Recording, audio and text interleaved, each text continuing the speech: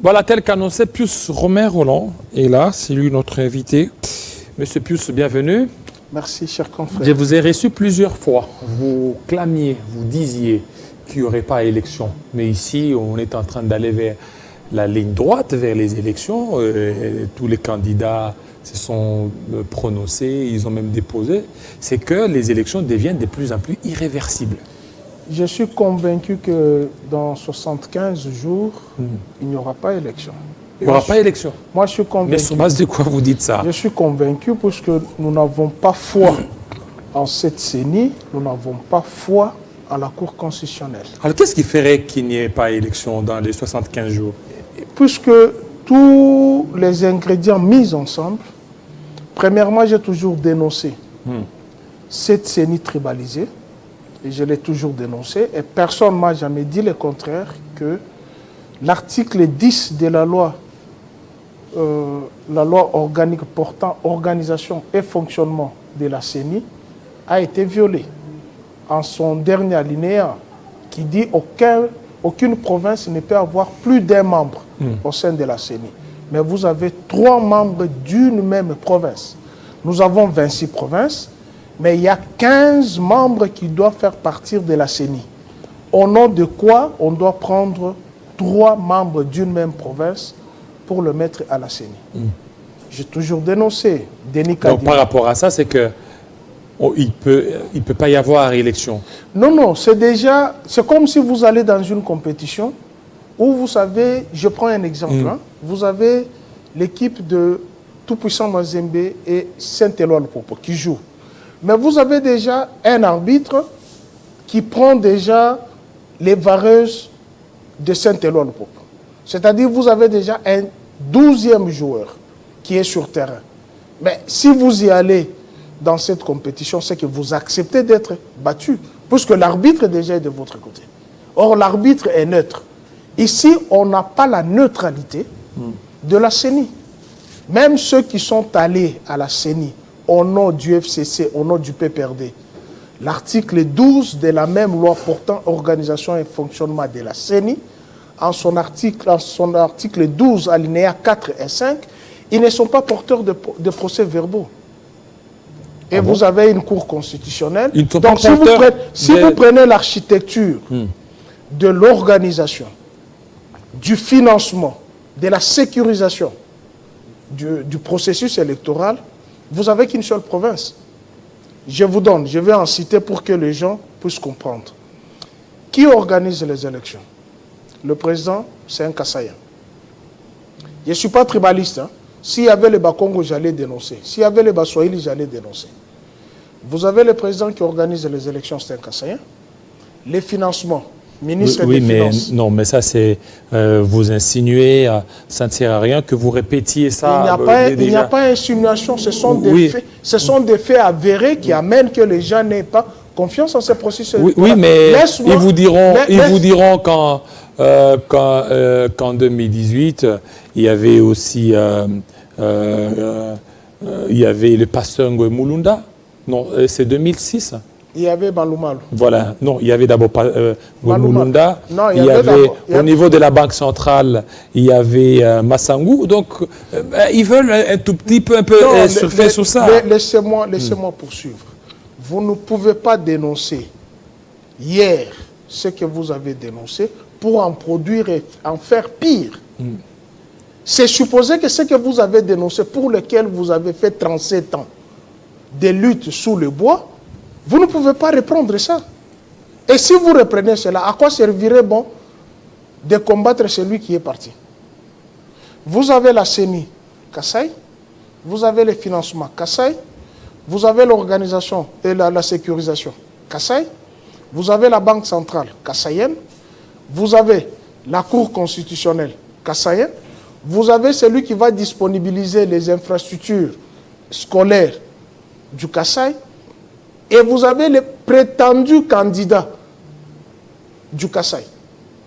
Dans cette architecture, vous trouvez vraiment normal. Les gens qui ont la tête sur les épaules peuvent aller dans ce processus. Oui, mais il y a les gens qui y vont. Oui, il y a les gens qui y vont. C'est pourquoi je dis, moi, personnellement, je n'y crois pas. Pour ceux qui y croient, avec les cartes qui ont... Donc c'est difficile qu'on proclame un autre candidat que celui qui était. Vous êtes sûr qu'il y a d'abord un fichier électoral là-bas? Pourquoi on a refusé l'audit du fichier électoral? Mais il y a eu un premier audit. Hein. De quoi? Le premier audit du fichier électoral, on a vu des experts de l'Afrique du Sud et d'autres. Ils ont pris leurs amis qui sont venus auditer. Ils ont pris leurs Mais il y a eu audit alors. Prenez d'abord la carte que vous avez là. Puisque vous parlez de processus électoraux passés. Il y en a eu 3 cycles. Vous prenez la carte de Malou Malou, comparez-les avec cette carte ici. Vous avez la carte la photo qui ressemble à un dessin animé. Non, mais ils ont dit que c'est provisoire. C'est provisoire parce que d'ici là, il y aura maintenant des cartes biométriques, des cartes d'identité. En 75, les déploiements vont se faire quand? Et il y aura encore réenrôlement, s'il faut le dire. Prenez d'abord cette carte. Regardons au numéro 4, au numéro 18. Vous avez la province de Mongola, vous avez la province de Olomani. Ça, c'est l'erreur des frappes, non? Juridiquement, c'est déjà un faux. Juridiquement, c'est une fausse carte. On ne peut pas aller avec cette fausse carte. Et regardez le spectacle qui se passe, on prend même la carte. Alors, selon vous, quels seraient les scénarios? Parce que vous dites que 75 jours, c'est difficile qu'il y ait revirement des situations. Bon, ils l'ont fait sciemment. Ils doivent suivre l'article 64 de la Constitution. Mais comment? Comment? Aujourd'hui, selon l'ODEP, il y a eu dépassement budgétaire. Tout ça, c'est pour organiser les élections. Non. Oui, c'est pour organiser les élections. Alors. Dépassement budgétaire pour organiser les élections. Ouais. Est-ce que Joseph Kabila fait le dépassement budgétaire pour organiser les élections? Mais ici, parce qu'il y a une urgence, il y a aussi la guerre dans l'Est. Hein. Il y a la guerre dans l'Est. Joseph a fait face à la guerre jusqu'à ce que il y a la guerre dans l'Est. Il y a la guerre à Kwamout. Qui ont occasionné ces différentes guerres? C'est qui? Le M23 avait été vaincu et son arsenal confisqué. C'est ça ce qui avait été dit à Oyo.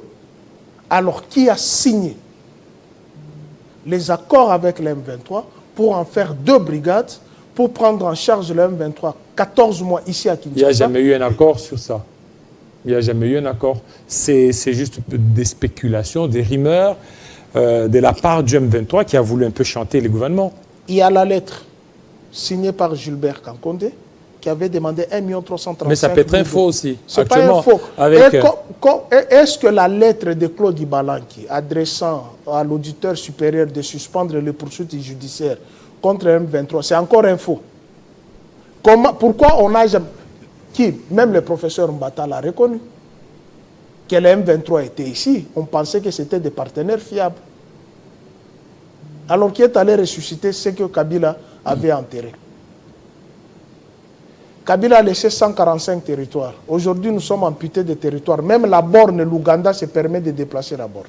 Mais le ministre des Affaires étrangères a dit qu'il y aura des règlements pacifiques qui vont se faire d'une manière diplomatique. L'Ouganda avait été condamné par la Cour internationale de justice. Il n'a jamais payé cet argent. Il y a eu un compromis. Il y a un compromis? Oui. OK.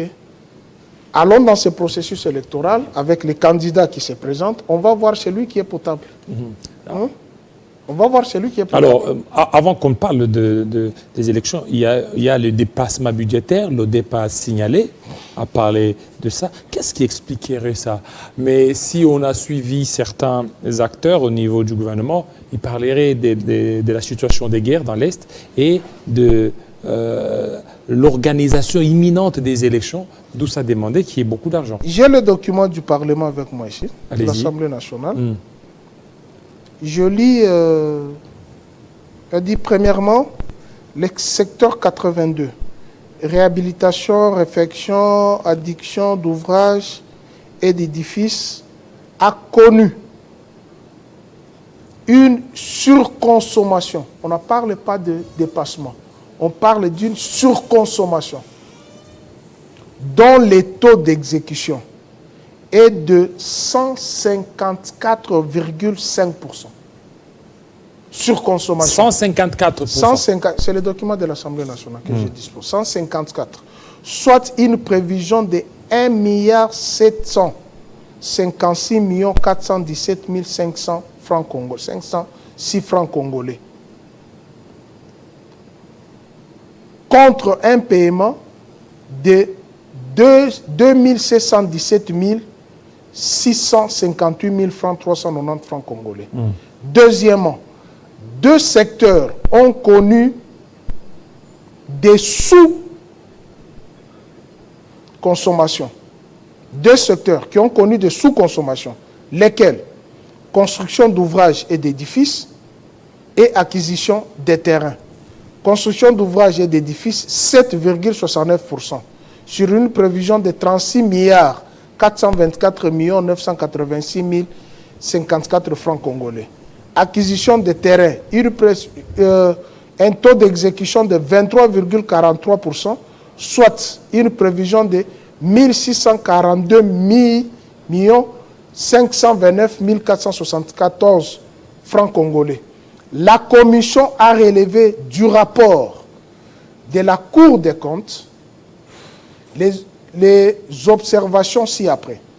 1.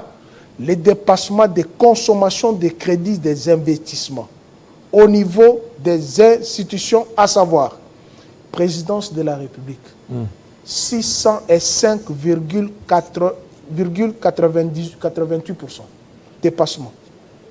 La primature, 134,29%. Assemblée nationale, 949,73%. Particulièrement pour l'Assemblée nationale, les députés aimerions savoir l'orientation des 90 millions de dollars décaissés pour les comptes des véhicules terrestres. Est-ce que ça, c'est l'organisation? 90 millions. On ne sait pas où est parti cet argent. Mais toi, tu m'as dit le dépassement, c'est pour l'organisation des élections. Mais ici, on vous parle des véhicules terrestres.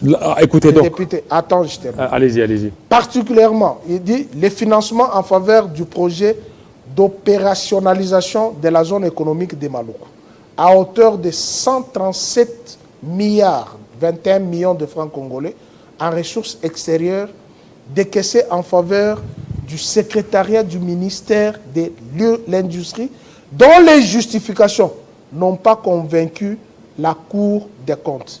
Il en est de même des 34 milliards 24 millions décaissés en faveur de l'Agence nationale des services d'électrification rurale. La subvention de la Raobank, banque privée non éligible aux subventions d'investissement de l'État, puisse bénéficier d'un montant de l'ordre de 17 milliards 78 millions du trésor public. Les paiements des dépenses d'investissement sans ordonnancement préalable au niveau de ministres, à savoir 1 milliard 465 67 000 francs, soit 93% sur 1 milliard 570 milliards de prévisions.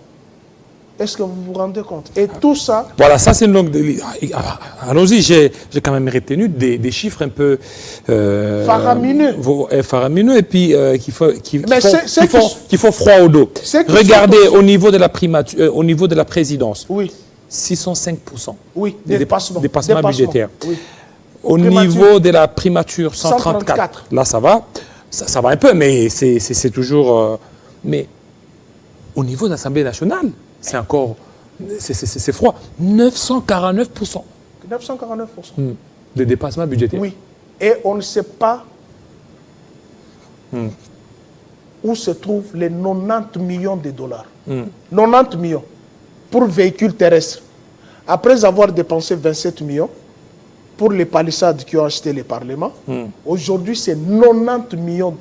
On ne sait pas retracer cet argent. Au niveau de l'Assemblée nationale. Au niveau de l'Assemblée nationale. Est-ce que vous pouvez vous rendre compte? Donc ce n'est pas seulement l'organisation des élections ou la guerre dans l'Est.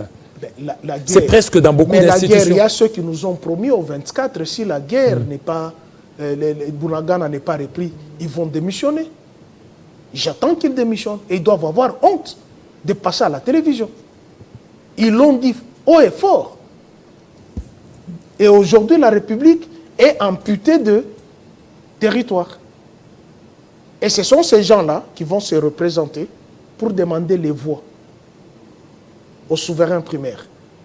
Alors qu'à contrario, Il a dit expressément ceci. Tant que je n'arrive pas à restaurer la paix à l'Est, donc mon mandat a échoué.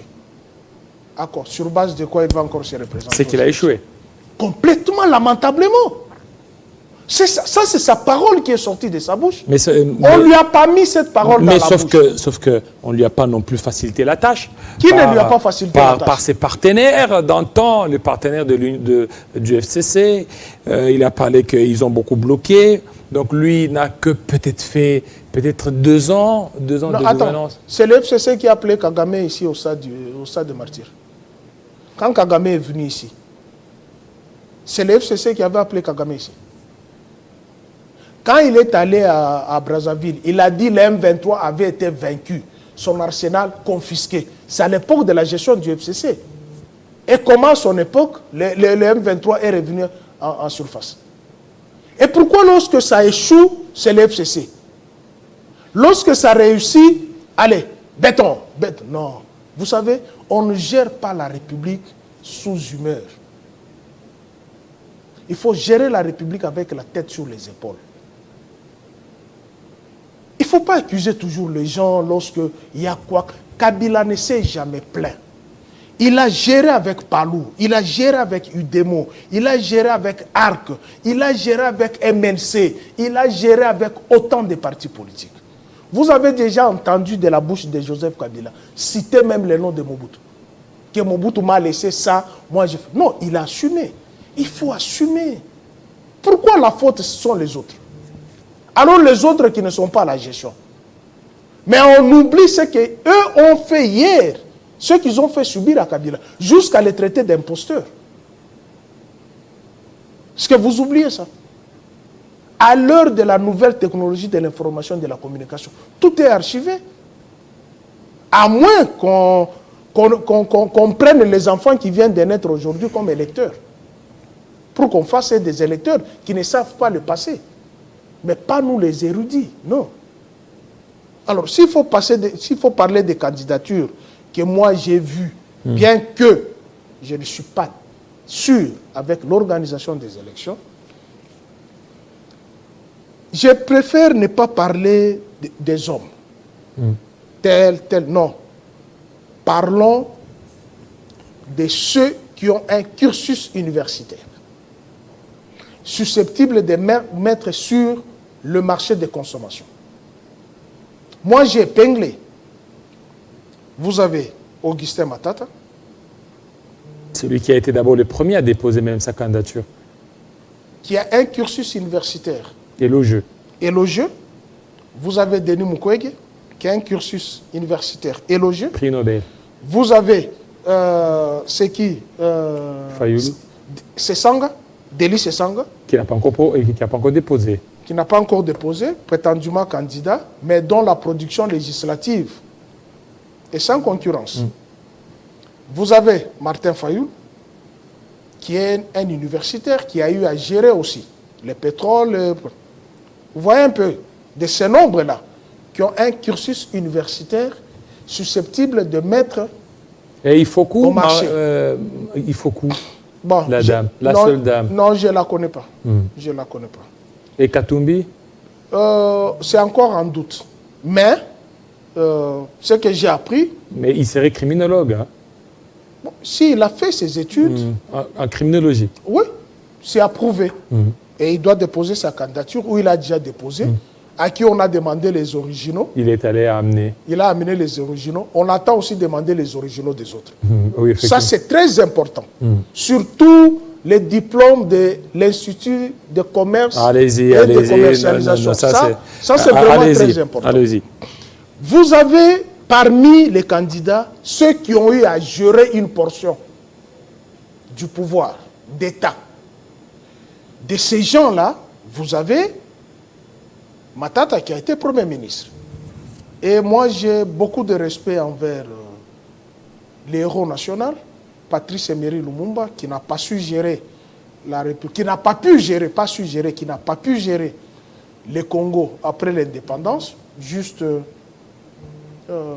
6 mois après, hein, on lui a fait un coup. Pas même 6 mois, moins de 6 mois, on lui a fait un cours. Et ça nous a amené là où ça nous a amené. Mais de tout le Premier ministre, et je l'ai dit sans mettre de l'eau dans ma bouche, personne n'égale Matata Ponyo. Non, personne. En termes de longévité, en termes de réalisation. Pas seulement en termes de longévité, mais en termes aussi de réalisation. Citez-moi tous les premiers ministres que tu connais qui ont pu faire des choses plus que Matata. Air Zahir, c'était l'héritage de la colonisation, la séparation les passifs et l'actif de Sabena. Qui autre a fait mieux que Matata Ponyo? Il n'y en a pas. N'est-ce pas? Et vous avez Moïse Katumbi, qui a eu à gérer la province du Katanga.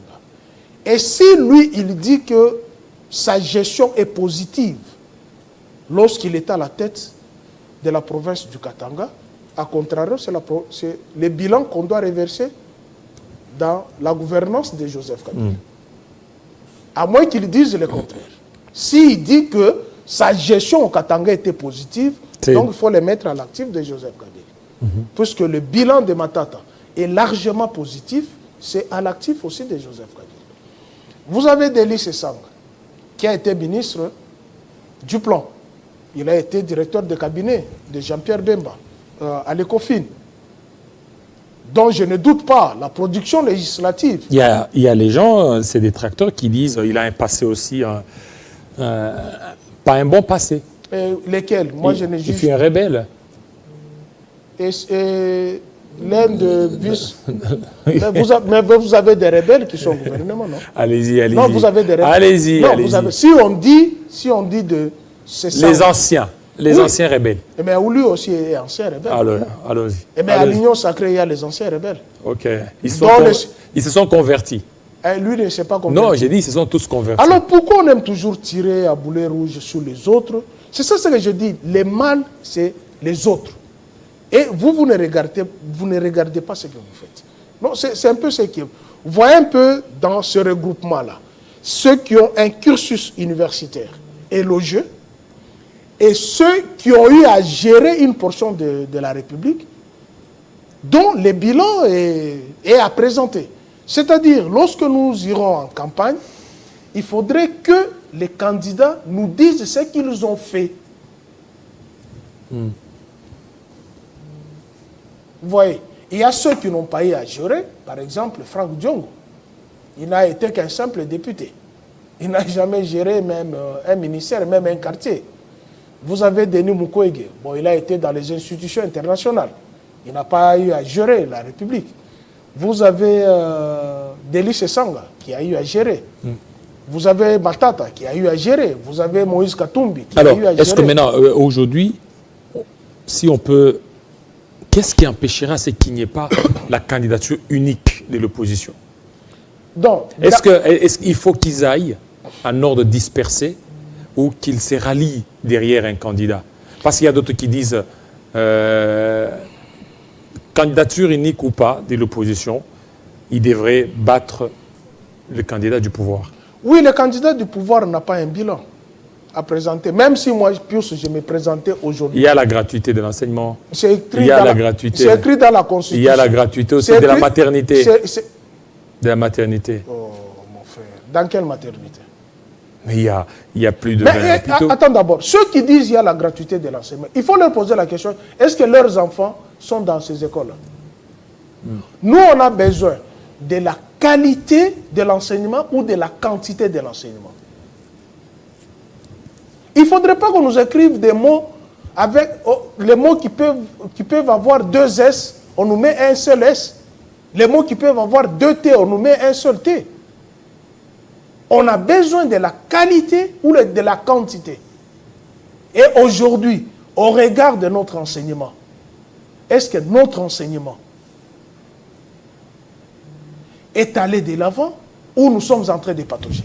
Voilà. Merci beaucoup. Quand vous parlez de la gratuité de l'enseignement, mais l'architecte est là. L'architecte est là, il a commencé d'abord par distribuer les kits scolaires. Vous avez vu, les dictionnaires ont été... Vous ne pouvez pas vous targuez la poitrine de la paternité de la gratuité de l'enseignement, alors que vous avez combattu la Constitution lorsque vous étiez dans l'opposition. Le parrain de la gratuité de l'enseignement est connu de tout le monde. Joseph Kabila a battu campagne pour que cette Constitution soit mise en place. Et la gratuité de l'enseignement devrait aller étape par étape. Et voilà aujourd'hui. Est-ce que vous êtes sincère lorsque vous parlez de la gratuité de l'enseignement? Vous êtes vraiment sincère. Il ne faudrait pas que vos enfants qui bénéficient de la gratuité de l'enseignement, au lieu de dire mon père, il dit ma père. Au lieu de dire ma mère, il dit mon mère. Ça c'est grave. Nous avons besoin de la qualité de l'enseignement, pas de la quantité de... Voilà, merci beaucoup Pius Romain Rolland pour votre passage. Une petite question pour terminer. Oui. Donc vous voulez parler de Mzee Laurent Désiré Kabila. En fait, quelques minutes pour terminer. Je suis en train d'écrire un livre sur le faux fils de Mzee. Le faux fils? Oui, le faux fils de Mzee. Et je vois, ils sont trop reçus dans les médias et il y a même l'un qui m'a promis la mort. Il y a un qui m'a promis la mort. Alors vous devez éviter. Éviter quoi? Éviter. Moi, je ne suis pas craintif. Tu es sûr que moi, je peux avoir... Ça prouve déjà qu'il n'est pas fils de Mzee. Puisque les enfants de Mzee ne sont pas arrogants. Ils ne sont pas exubérants. Ils ne sont pas loquaces. Les enfants de Mzee ont une certaine retenue. Mais ces faux fils de Mzee, et d'ailleurs, c'est l'occasion pour moi de dire à ces bienfaiteurs qui devraient envoyer dans mes recherches à Kalemi, à Manono et à Kabinda pour aller chercher les origines réelles de ces faux fils de Mzee, que j'ai fini mes examens et je suis prêt maintenant pour me rendre à Kalemi. Pourquoi je dis ça? Vous avez des gens qui, de leur vrai nom, et certains ont enterré leur mère. Je vais citer leurs noms, puisqu'ils sont... Non. Ne citez pas... Non. Ne citez pas les noms. Ne citez pas les noms. C'est très important. Allez-y. Il ne faut pas citer les noms. Non, il faut qu'on connaisse leurs identités. Non, ne citez pas les noms. Vous avez... Pius Roland. S'il te plaît, c'est très important. Pius Roland. Il passe dans le média. Pius Roland, ne citez pas les noms ici. Là, c'est faire leur publicité pour eux. Vous avez le vrai Étienne Kabila. Le vrai fils de Mzee, Étienne Kabila, est déjà décédé. Il est décédé à Kolwezi, enterré à Dar es Salaam. Ça, c'est l'information mais donnée par la famille biologique. Le vrai Étienne, et prochainement, je viendrai avec sa photo. Et son épouse est vivante. Son enfant est vivant. Le vrai Étienne Kabila, fils de Mzee, est déjà décédé à Kolwezi. Et vous avez les gens qui ont enterré leur mère, qui se disent fils de Mzee. Je les ai lancé ce défi. Si vous l'êtes réellement, et moi j'entends que vous m'amenez en justice, voilà, pour merci. que je demande au procureur de vous amener chez le médecin, vous tous là, tel que vous vous dites fils de Mzee, vous tous, vous passez au test. Merci ADN. beaucoup. Et je suis sûr que ce test ADN ne sortira pas identique. Merci beaucoup, Pius Roland. Parce qu'avec vous, ça risque de nous prendre des heures. Merci. Vous m'avez donné moins de minutes. Non, ça va tout à l'heure. Le deuxième invité s'impatiente. Il est là, il est en train de bondir. C'est tout de suite Médard Kankolongo.